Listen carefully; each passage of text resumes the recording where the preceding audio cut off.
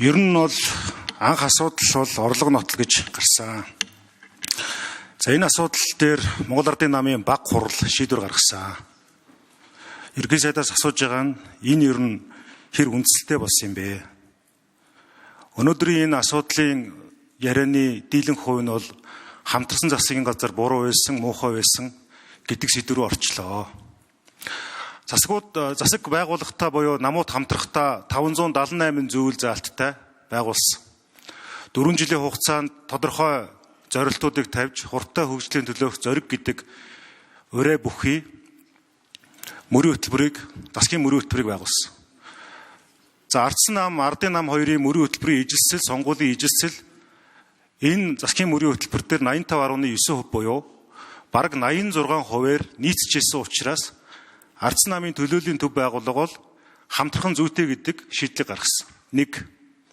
Хоёрдугаарт 126 гишүүнтэй парламент болсон нь цаашдаа ер нь бид нар улс орны хэмжээний томоохон асуудлуудыг шийдвэрлэхийн тулд талцаж, улс төржиж, популизмдан эдэгдэж, дороо хийргэхээс илүү нийтлэг язгуур ашиг сонирхлын төлөө хамтраад явъя гэсэн ирмэлзлээр тулгуурласан.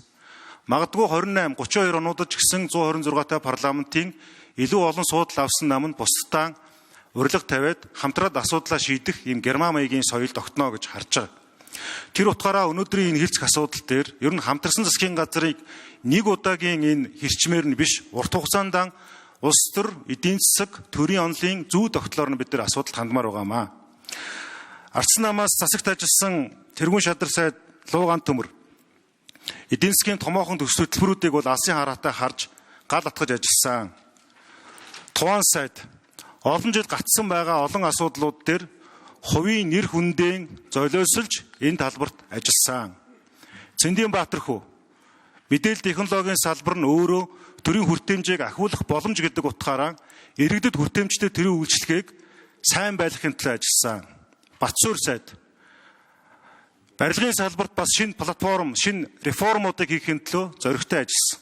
Эрдэнэ бүрэн сайд төдийлөн ил гараагүй ч гэсэн асар нухацтай бодлого барьж ажилласан.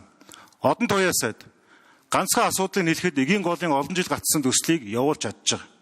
Од хоёр сайд үнэхээр төрд царцанг байдалд бас хяналт хэрэгтэй юм аа, цэвэр агаар хэрэгтэй юм аа гэдгийг дотоод хяналт энэ зүйлийг засагт бол сайн ажилласан. Энэ чихнээсээ гал аваад эсэргүүцтэй тулгараад ихэлсэн.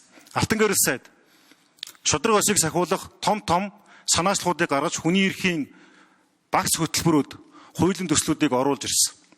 Тэгэхээр энэ ардсан нам засагт хамтрахаараа улс оронд сөрөг үр дагавар бий болгочлоо гэсэн PR-ыг та юу гэж харж байна вэ? Монгол Ардын баг хурлаас ардсан намыг гаргах шийдвэр гаргасан нь хэр шудраг ёсонд нийцнэ гэж та үзэж байгаа юм бэ? Эцэст нь хамтарсан засгийн газар түүний эсрэг дангаараа олон улсын намын засгаа байгуулна гэсэн логик бол би түр хугацааны их гэж харж байгаа. Тийм учраас эдгээр зүйлүүдэд улс өртөө хариулаач. Төгсгөлд нь саята төрийн байгуулалтын байнгын орон дээр үг хэлэхдээ хэрвээ энэ зөвхөн орлогоо нотлох асуудал байсан бол би гараад уулзах байсан. Харин томоохон асуудлууд байгаа учраас гисэн таны хэлдгээр амаргүй нөхцөлөдийн тухай ярьж байна. Тэр яг их хурлын чуулган дээр яг тэр шалтгаануудад тайлбарлаж өгөөч. Орлогоо нотлохоос өөр ямар тодорхой үндэслүүд байсан юм бэ? Эдгээр асуултуудыг асууя. За ер нь хамтарсан засгийн газар байгуулагдаад ажиллахад бол давуу олон сул талгаартай юм л. За үүнийг би бүлэг дээрээч, баг хурал дээр ч бас ярьсан. За давуу тал нь бол яг сая таны хэлдгээр үнэхээр ардсан нам болон бусад намаас томилогдсон сайд нар бүгдээрээ л кабинетын зарчмаар нэг баг болж ажилласан. За ингээд том асуудлууд нь бол явдгийн жишээ бол саяны дурдгдсан энэ том төслүүд. 10 сарын дотор бид нар 5-6 ийм гацчихсэн шийдлүүдийг хийж чадсан. Зарчмын, идеологийн, үзэл бодлын маш их тийм ялгаатай олон шийдвэрийг хамтарсны үр дүнд гаргаж чаддаг. За сул тал байна. За сул тал юу вэ гэхээр айл нам дотор сайд болоогүй хэсэг дээрээ асар их хэмжээний ийм далд гомдол зангирдаг юм байна. За энэ нь өөрөө улмаар том асуудлууд болж за одоо хяналт боллоо гэхэд орон нутагт ийм асуудлууд үүсэж байна. За томилгоон дээр тэрийг халтсан байна.